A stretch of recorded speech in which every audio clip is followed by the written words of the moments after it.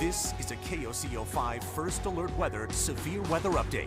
It is currently 12:38 on this Monday afternoon. We are obviously tracking a significant threat for severe weather as we go into the next couple of days. I want to give you an update on just what is happening right now and then how the rest of the day is going to unfold across Oklahoma here. So right now, the radar is looking just fine across central, western Oklahoma. We're doing okay. All of our storm chasers on the ground, up in the air, they're headed into western Oklahoma because that is where the threat will begin in just a couple of hours. Okay, let me head on over to our weather graphics here and I'll show you what we're going to be dealing with for the next couple of hours. So it hasn't come out yet, but a PDS tornado watch will be issued soon, probably sometime in the next 15 minutes or so. That will include the OKC Metro, Ponca City, down to Pauls Valley, and all of western Oklahoma. What exactly is a PDS tornado watch? That stands for a particularly dangerous situation. That is a high-end tornado watch. And obviously we know that because the risk for today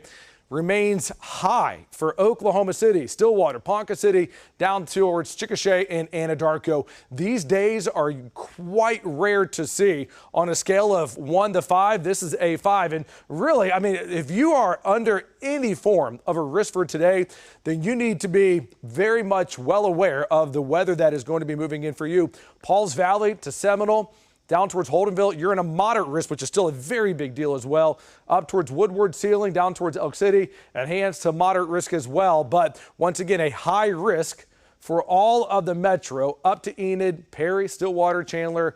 This is going to last pretty late into the evening here. So our tornado index is as high as it can get. It is at a 10 for OKC up towards Ponca City. That's considered very high. Basically, all of Oklahoma has a very sizable tornado threat, except out across the far western Oklahoma panhandle. So this is definitely going to be a very dangerous afternoon and a very dangerous night that we're going to be watching. When it comes to wind is certainly going to be pretty powerful as well in these cells, and the threat for hail up to the size of softballs for Oklahoma City, Guthrie, Stillwater, Alva, Woodward, Clinton, and down towards Hobart here. So let me show you the timeline. Very important. Not only the timeline when storms are going to come in, but when you need to begin to wrap things up, because it looks like we're not that far off from at least our first cells beginning to develop sometime right around 2 and 3 o'clock. We'll see a few storms begin to bubble up from, say, Watonga up towards Medford and out towards Enid, and then out towards Buffalo and Woodward. These storms are certainly going to be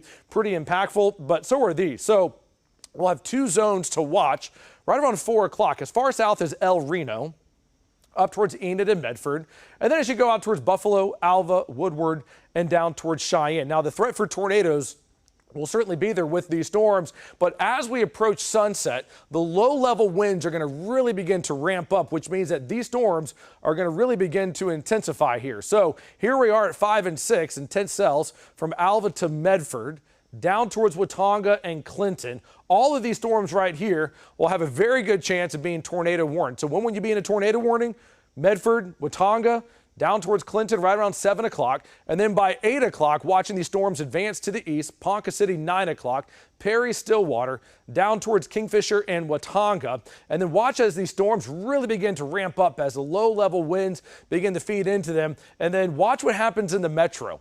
After about 10 o'clock, we're going to begin to watch storms begin to develop right on top of Piedmont and Edmond by 10 and 11 o'clock, back down towards El Reno. And these storms are going to have an increasing tornado potential with them as the low-level winds will be feeding right into them. So then at around midnight, it's Chandler, Oklahoma City, Moore, Norman, down towards Purcell, Lexington, and then dropping as far south as Pauls Valley by 1 a.m., Seminole to Holdenville by 2 a.m., and then these storms begin to lift out of here. Now, I want you to see here the storms that are going to be rotating here, because all of these storms are going to have certainly some pretty strong rotation in them. So what this graphic right here will show you is just how long these storms are going to be rotating as they move in, which is why we are concerned about the threat for long track significant tornadoes. So where you see the black is where we're going to have the most significant rotating cells. That's Watonga to Stillwater.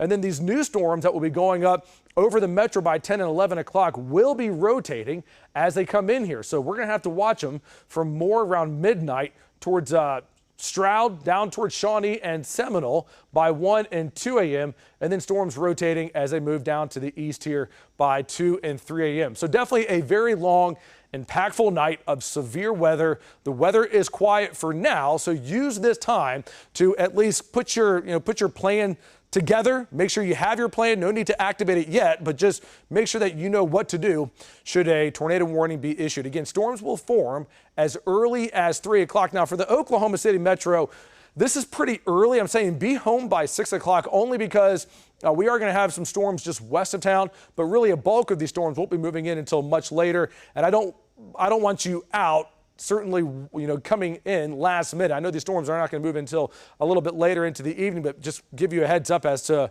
kind of watching the storms move in rather than just getting in as the storms are developing. Otherwise, these intense storms are going to be lasting until well into the overnight hours. This is an all hands on deck. All of our chasers are going to be out. We will be here to make sure that you have accurate, important information to help you make life-saving decisions for this evening. Again, PDS Tornado Watch will be issued soon. It hasn't come out yet, but it will be coming out very shortly. Keep it with KOCO 5 News. We'll bring you the first alert.